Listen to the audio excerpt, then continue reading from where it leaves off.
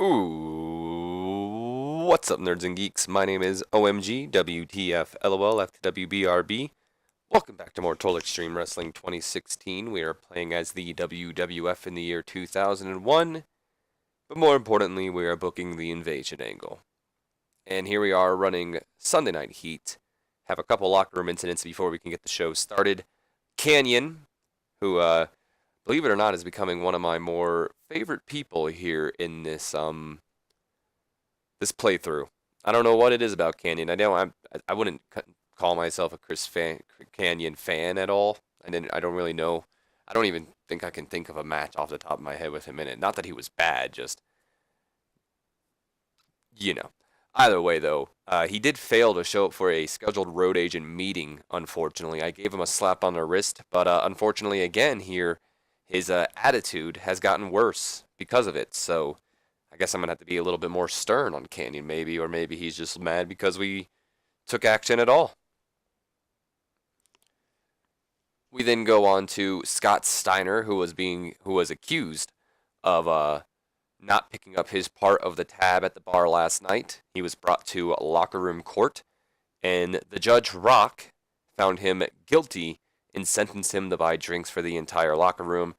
And to my surprise, which I don't think this would ever happen in real life, Scott Steiner's behavior improved because of that. We then also have The Undertaker passing along more tips on psychology to his protege, Mark Jindrak. Now that we've gotten that out of the way, let's go ahead and run the show. We open up with a match that gets us a solid C rating, and about that had decent wrestling, but not much Wayne Heat. Too Cool, Rikishi and Scotty Too Hottie defeating Chronic when Rikishi defeated Brian Adams with the Rikishi Driver. Brian Clark sustained a dislocated jaw in this match. That sucks for him. Scotty had a D plus in the ring, while Rikishi, Adams, and Clark all had a C rating. No worker improvements in this segment. Yes, Pat Patterson landing, yeah, we knew about that already. We then go to a C plus backstage angle, which surprisingly this did a C plus. The reason why I say surprisingly is because both Lance Storm and Malenko are rated on entertainment, and they're definitely not the most entertaining guys out there. Either way, Lance Storm, he's cutting a basic promo backstage, not being interviewed by anyone, just a basic promo. He's saying, I get asked practically every day, how do I do it? How do I carry the entire weight of a great country like Canada on my shoulders? And I tell people all the time it's because it's not heavy. You see, what may be heavy to you is a feather to me. I can carry an entire country and the whole world on my shoulders because I'm that damn good. I'm the best damn wrestler in WCW and in the WWF. I'm the best damn wrestler, period. And there isn't no one who can step up to me. That's when Dean Malenko kind of walks in the shot and he just goes, I can. Storm then replies, you think you can step up to the best? I know I can beat the best. See you out there, champ. And then Dean just walks away as Lance Storm stares off, setting up for our main event of the night, which honestly I'd imagine being a fantastic match. Dean Malenko taking on Lance Storm. Just a way to get them on the card too. I haven't put them on either Raw or Nitro at all, so we go to a C- rating to start our Heat feud. We see Rikishi and Scotty Too Hottie. Of course, they're hanging out backstage after their win earlier tonight. When Steven Richards, not Rikishi, alongside the rest of the Right to Censor, approach the two of them, and Richards says, excuse me, sir, did you know that you're in violation of code number 69? Usually, Rikishi, it's the women I have to fine for showing too much skin. Never did I thought I'd have to write a fine for a hefty Samoan showing too much ass. Steven Richardson writes Rikishi a fine. He hands it over to him, but Rikishi, who could care less about Richards' fine, crumbles it up, smiles at him, and throws it right back at Steven Richards' face. And Richard goes, oh, really? Tightens up his tie. Really? You know what, Tubbo? You just earned yourself a beatdown next week. See you then. And I guess we'll go ahead and book it in. Next week on Heat, we know that we will see Rikishi battle Steven Richards. Not Steve Blackman. Too many Steves. Steven Richards on Sunday Night Heat. there we have it. Not that anybody's going to be coming to the show specifically for that. We then go to a D rating. We didn't bring anybody in. We don't have any local talents, but we decided to bring someone up from the developmental zone. Brought in Nikita, better known to a lot of you guys maybe as Katie Lee Burchell or as Winter. Brought her up from the developmental territories because I don't believe the women actually get to wrestle on developmental. I think they're all managers, which just kind of sucks. We have an abysmal match, which is unfortunate. Trish Stratus defeating Nikita with the Stratus faction. It did cool the crowd, but that's fine. Trish had an in-ring performance of a C-, and Nikita had an F+. No worker improvements. We move on to our next segment, which is just the This Week in the WWF segment. It gets an A rating, which that's awesome. Just pretty much going over this week how, Shane McMahon swindled his father into pretty much getting WCW into the King of the Ring event. How we saw The Undertaker and the Giant storyline start with Taker and Giant facing off on Raw in 6-man action, and then that brawl on Nitro, not SmackDown. And then speaking of Nitro, we also saw the beginning of Nitro and how the main event was historic because it was the first time ever we had the WWF champion taking on the WCW champion, and then all that fun stuff pretty much. We go to our main event of the night, which gets a B-. We have a decent match here. Lance Storm defeating Dean Malenko with the Canadian Maple Leaf. I would have preferred it in pinfall, but whatever. This isn't a rivalry, just, I didn't get either of these two on the card, so I thought this would be a fun match. It was a fun match. Deserved better announcing. I should say this. We know I fired Kevin Kelly. I think I did that on camera. And we also know that Scott Hudson was going to be leaving us along with Taka Michinoku, which they both have. So that left Taz as the only Sunday Night Heat commentator. Well, since Paul Heyman and Michael Cole were fired on Nitro, we've decided to put Michael Cole alongside Taz once again, but now on Heat. So there you have that. Lance Storm had an in-ring performance of a B. Dean Malenko had a C+, and that ends the show off with a B-. Pretty good Sunday Night Heat, if you ask me. Look at Don Fuji. It was the top, what am I trying to say? Top headline of the day, not week. Yeah, Brian Clark dislocated his jaw. Not going to miss any time. But he is, look at that. Bruised tailbone, and Brian Clark, my man. Mascara Sagrada is apparently on the rise. Can maybe shortlist him. We already have. And Rey Mysterio has been voted the best high flyer in wrestling. Good on him. Nothing too special, but as is with every Heat, of course, this is the end of, the action portion of Heat. But we're going to continue on forward, just, simulating and seeing if some of the news pops up. Anything interesting. So let us start simulating forward until we reach Monday Night Raw. We got J.J. Johnston working for ECWA for years, apparently. Nitro aired. Everyone was in love with Nitro. Look at that. Got a 42.61. Drawing in plenty of viewers. What do we got here? Devil Masami. Or not, there's no A in there. Devil Masami retired. No, she did retire. Yep. She is retired. She does managing and color now. Good stuff, as always. What do we have here in the email department? Oh, I got just the Nitro rating, that's all. Nothing too special, I guess. Got some morale issues. What the hell is Pat Patterson mad? Just because of a backstage environment? Patterson, China's not here anymore. There's no reason to be mad about that anymore. You gotta be kidding me, dude. Dude, Naruki Doi just has the weirdest bio ever. CMLL, where's the W at? Drew, had their, whatever. I'm assuming that's one of their big pay-per-views. I have no idea. What'd the rating get? B-? Not too, that's a short pay-per-view, Jesus. Just had an Angle, Los Venalos. 2 matches. 2 matches. This was a show. Never mind, I just noticed it said TV.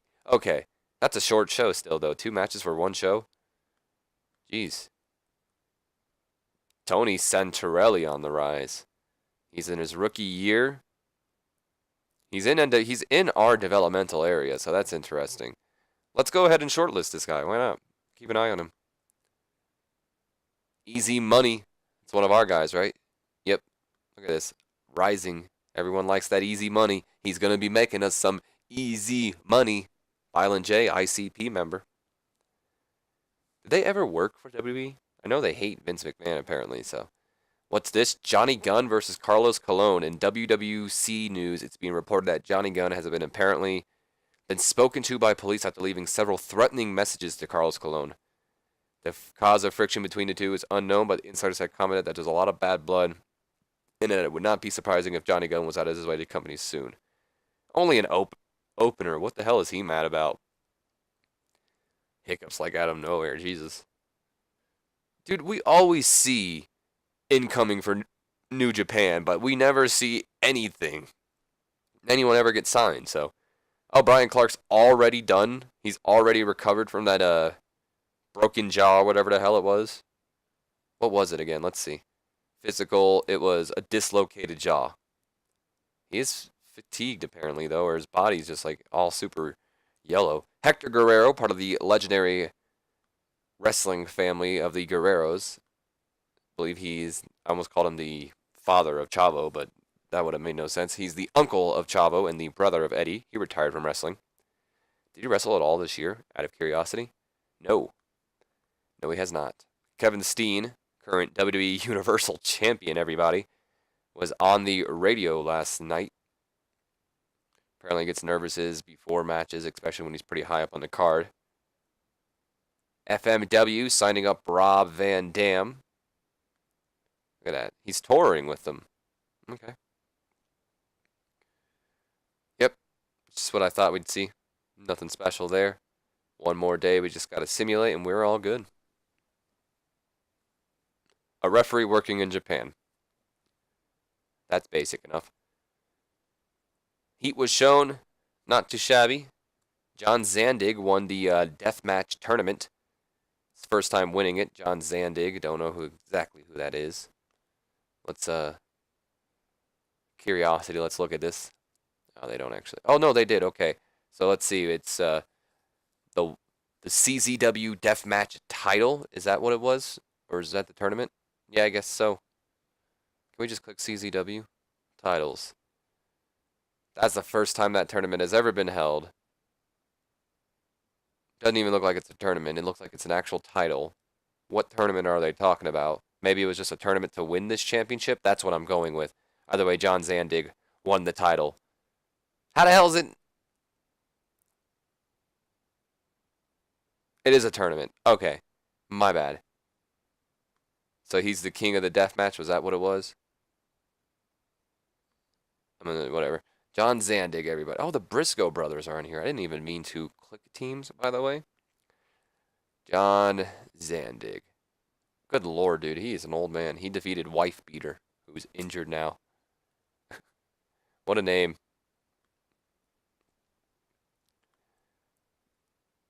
Look at that. John Zandig was the MVP. Look at this. Best color commentator in wrestling, Dusty Rhodes, apparently. Good on you, Dusty. Good on you. Wife Beater was injured, as we've already said. Nothing too special.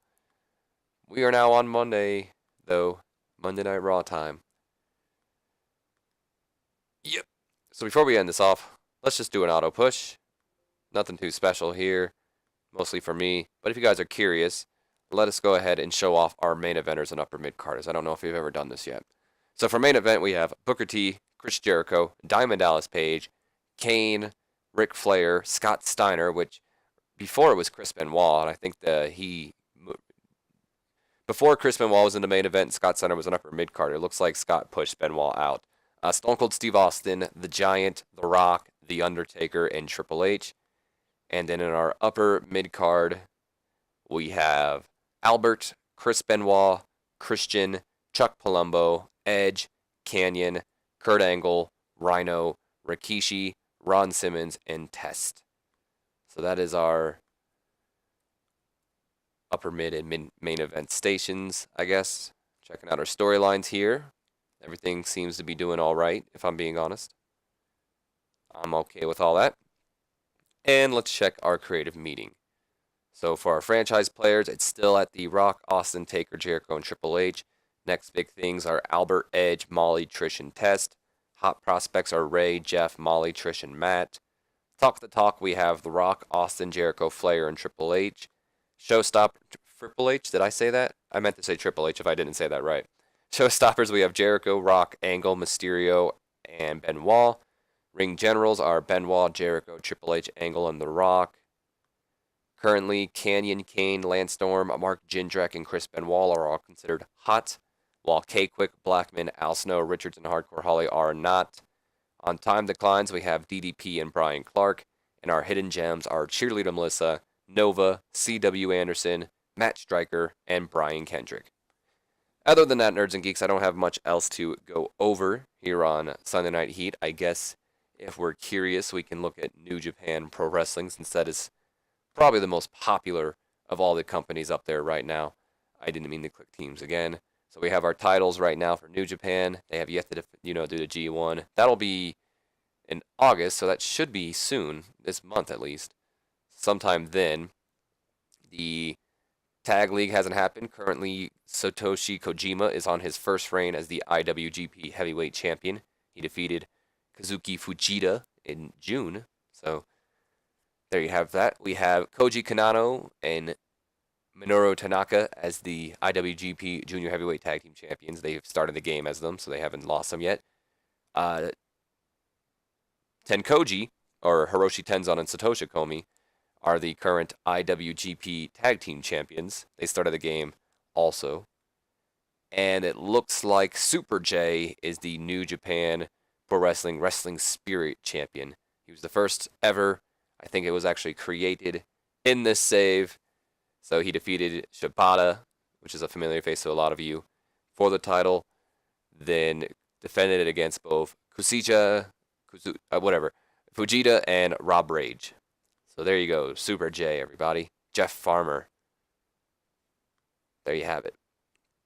Other than that, like I said, there's not really many other places that I think are too of importance to check out. So my name's been OMGWTF, LOL to WBRB. Hope you guys have enjoyed. If you have, do me a favor, leave me a comment, like, and subscribe if you have not already.